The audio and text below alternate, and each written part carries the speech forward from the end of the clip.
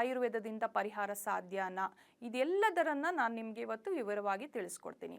So ಮೊದಲನೆಯದಾಗಿ ಆಸ್ಟಿಯೋಆರ್ಥರೈಟಿಸ್ ಅಥವಾ ಮಂಡಿ ನೋವಿನ ಸಮಸ್ಯೆ ಏನಕ್ಕೆ ಬರುತ್ತೆ ಮತ್ತು ಯಾರಿಗೆ ಬರುತ್ತೆ ಅಂತ ತಿಳ್ಕೊಳ್ಳೋಣ.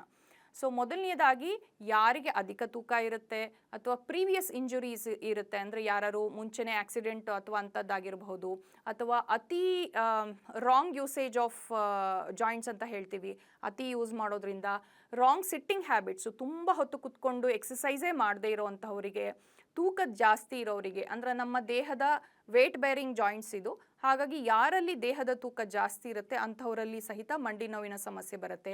ಹೆರಿಡಿಟ್ರಿ ಫ್ಯಾಕ್ಟರ್ ಇದ್ದರೆ, ಅಂದರೆ ನಿಮ್ಮ ಮನೆಯಲ್ಲಿ ಮುಂಚೆನೇ ನಿಮ್ಮ ತಂದೆ ತಾಯಿಗೆ ಫ್ಯಾಮಿಲಿಯಲ್ಲಿ ಈ ರೀತಿ ಜಾಯಿಂಟ್ಸ್ ಪೇನ್ ಇದ್ದಾಗ ಬರುವಂತಹ ಸಮಸ್ಯೆಗಳು ಹೆಚ್ಚಾಗಿರುತ್ತೆ.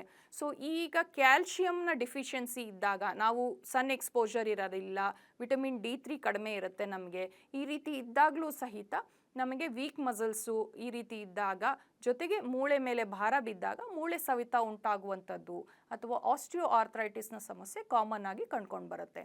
ಹೇಗೆ ಗೊತ್ತಾಗುತ್ತೆ ಈ ರೀತಿ ಆಸ್ಟಿಯೋಆರ್ಥರೈಟಿಸ್ ಇದೆ ಅಂದರೆ, ಕನ್ಸಿಸ್ಟೆಂಟ್ಲಿ, ಇದನ್ನು ಕ್ರಾನಿಕ್ ಪೇನ್ ಅಂತ ಹೇಳ್ತೀವಿ, ಕನ್ಸಿಸ್ಟೆಂಟ್ಲಿ 3 ವಾರಕ್ಕಿಂತ ಹೆಚ್ಚಾಗಿ ಅವರಲ್ಲಿ ಮಂಡಿ ನೋವು ಬರುವಂಥದ್ದು, ಕೆಳಗೆ ಕುತ್ಕೊಂಡಾಗ ಎದ್ದೋಳೋದು ಕಷ್ಟ ಆಗುತ್ತೆ, ಅಂದರೆ ಕೆಳಗಡೆ ಫಂಕ್ಷನಲ್ಲಿ ಎಲ್ಲ ಹೋದಾಗ ಕೆಳಗಡೆ ಕುತ್ಕೊಂಡು ಊಟ ಮಾಡೋಕ್ಕಾಗಲ್ಲ, ಕುತ್ಕೊಂಡ್ರೆ ಏಳೋದು ಕಷ್ಟ ಆಗುತ್ತೆ, ಮೆಟ್ಲು ಹತ್ತಿ ಇಳಿಯುವಂಥದ್ದು ಕಷ್ಟ ಆಗುತ್ತೆ, ಕೆಳಗಡೆ ಟಾಯ್ಲೆಟಲ್ಲಿ ಕುತ್ಕೊಳ್ಳುವಂಥದ್ದು ಕಷ್ಟ ಆಗುತ್ತೆ, ಕುತ್ಕೊಂಡು ಏಳೋದು ಎವ್ರಿ ಟೈಮು ವಿತ್ ಸಪೋರ್ಟ್ ಬೇಕಾಗತ್ತೆ, ಜೊತೆಗೆ ಮಂಡಿ ಊತ ಬರುವಂಥದ್ದು, ನೋವು ಬರುವಂಥದ್ದು, ಸ್ಟಿಫ್ನೆಸ್ ಇರುವಂಥದ್ದು, ಇದೆಲ್ಲ ಸಮಸ್ಯೆ ಕನ್ಸಿಸ್ಟೆಂಟ್ಲಿ ನಿಮಗೆ 3 ವಾರಕ್ಕಿಂತ ಹೆಚ್ಚಾಗಿದ್ದರೆ, ನಮ್ಮಲ್ಲಿ ಕಾಮನ್ ಮಿತ್ ಏನು ಅಂದರೆ, ಒಂದು ಸತಿ ಕಾಲು ನೋವು ಬಂತು ಅಂದರೆ ಒಂದು ಪೇಯ್ನ್ ಕಿಲ್ಲರ್ ಹಾಕೊಂಬಿಡೋಣ ಅಂತ, ಮತ್ತೆ ಒಂದು ಸ್ವಲ್ಪ ದಿನ ಮುಂದೆ ಹೋಗುತ್ತೆ ಮತ್ತೆ ಒಂದು ಪೇಯ್ನ್ ಕಿಲ್ಲರ್ ಹಾಕೊಳ್ಳೋದು.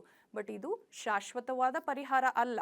ಖಂಡಿತವಾಗ್ಲೂ ಆಸ್ಟಿಯೋಆರ್ಥರೈಟಿಸ್ನ ಸಮಸ್ಯೆ ಇರೋರು ಗ್ರೇಡ್ 1 ಅಂದರೆ ಶುರುವಾದಾಗಲೇ ಟ್ರೀಟ್ಮೆಂಟ್ನ ತೊಗೊಂಡ್ರೆ ಇದು ಸರ್ಜರಿ ಲೆವೆಲಿಗೆ ಹೋಗೋದೇ ಇಲ್ಲ.